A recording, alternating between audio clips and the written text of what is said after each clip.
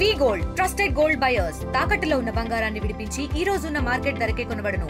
మరిన్ని వివరాలకు సంప్రదించండి 77107720.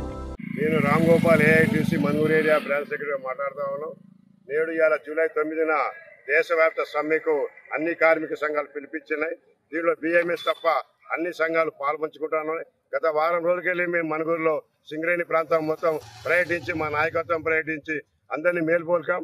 ఎందుకంటే మెయిన్ గా కేంద్ర ప్రభుత్వం ఏదైతే నల్ల చట్టాలను ఉపయోగిస్తా ఉన్నదో ఇవాళ 44 చట్టాలు ఉన్నాయి. మన కార్మికులు కౌచంగా పనిచేసే చట్టాలను తీసేసి కార్పొరేట్ సంస్థలకు అనుకూలంగా ఉన్న 4 కోట్లను పెట్టి కనీస వేతనం కనీసం సంఘం పెట్టే చట్టాన్ని కూడా తీసేస్తారు. కాంపోజిషన్ చట్టాన్ని కూడా తీసేస్తున్నారు. వెల్ఫేర్ రెమెడీ అన్ని తీసేస్తున్నారు. కనీసం వేతనాన్ని కూడా తీసేసి ఇవాళ కేంద్ర ప్రభుత్వం ఏదైతే ఉందో ఒక్క రోజుకి 178 రూపాయలు ఉంటే చాలు, 4,600 రూపాయలు ఒక ఫ్యామిలీకి చాలు అనే నినాదంతో ముందుకు వస్తుంది. దీనికి వ్యతిరేకంగా మేము అన్ని సంఘాలు ఇక్కడ సింగరేణిలో ఏఐటీసీ, ఐఎన్టీసీ, సిఐటి, హెచ్ఎంఎల్ అదే విధంగా ఒక బిఎంఎస్ తప్ప అన్ని సంఘాలు పాల్పంచేస్తున్నాయి. ఇవాళ మనుగురులో కూడా ఇప్పటి వరకు ఎవరు వెళ్ళలేదు. 100% సమ్మె విజయవంతం అవుతుందని, ఇది కార్మికుల విజయం అని ఈ నరేంద్ర ప్రభుత్వానికి ఇది నిరసనని తెలియపరుస్తూ ఈ అవకాశం ఇచ్చే మీకు ధన్యవాదాలు. దేశవ్యాప్తంగా చేస్తున్నటువంటి సార్వత్రిక సమ్మెలో ప్రతి ఒక్క కార్మికుడు పాల్గొని ఈ పని గంటల విధానాన్ని రద్దు చేయాలని, ఈ కేంద్ర ప్రభుత్వం తీసుకొచ్చినటువంటి 4 లేబర్ కోడ్లను రద్దు చేయాలని భారతదేశంలో ఉన్నటువంటి ప్రతి కార్మికుడు కోరుకుంటుండు.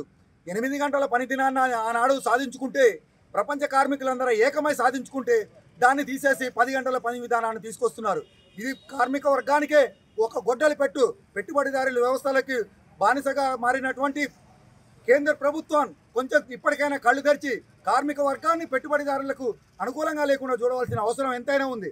ఎందుకంటే శ్రమశక్తి భారతదేశంలో మిన్నంటగా ఉంది. ఈనాడు 150 కోట్ల మంది ప్రజలు ఉన్నప్పుడు వాళ్ళందరికీ పని కల్పించాల్సిన బాధ్యత ఉన్న కేంద్ర ప్రభుత్వం ఆ పని గంటల్ని తగ్గించే, పని గంటల్ని పెంచి ఆ శ్రమశక్తిని దోచుకోవాలని, పని ఉన్నవాడు 10 గంటలు చేయాలి, పని లేనివాడు అసలు బికారైపోయి వాడు దేశ ద్రోహానికి కూడా పాల్పడే అవకాశాలు ఉంటుంది. కాబట్టి ప్రతి ఒక్కరికి పని కల్పించవలసిన బాధ్యత కేంద్ర ప్రభుత్వమై ఉన్నదని మీకు సమయంగా తెలియజేస్తున్నాను. నరేంద్ర మోడీ కేంద్ర ప్రభుత్వానికి వ్యతిరేకంగా దేశవ్యాప్తంగా ఇవాళ 44 కోట్ల మంది కార్మికులు ఈ సమ్మెలో పాల్గొంటా ఉన్నారు. దాంట్లో భాగంగానే ఇవాళ మొత్తం ఉన్న 44 చట్టాలను తీసేసి 4 కోట్లుగా మార్చి కార్మిక వ్యతిరేక విధానాలను తీసుకుంటా ఉన్నది. అసలు ఈ కార్మిక చట్టాలు అనేది ఈ నరేంద్ర మోడీ ప్రభుత్వం వచ్చిన తర్వాత వచ్చినాయి కావు. మనం స్వాతంత్రం రాకముందే దాదాపుగా 28 చట్టాలను మనం చేసుకున్నాం.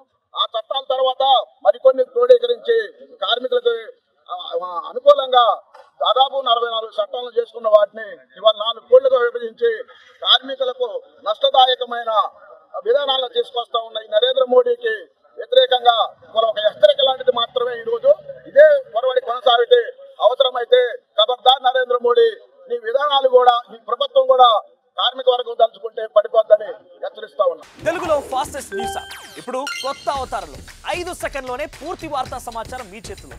సోషల్ మీడియా ట్రెండ్స్ మీ కళ్ళ ముందుకే live TV and voice search options తో ఇప్పుడే డౌన్లోడ్ చేయండి. యాప్ లింక్ డిస్క్రిప్షన్ లో ఉంది.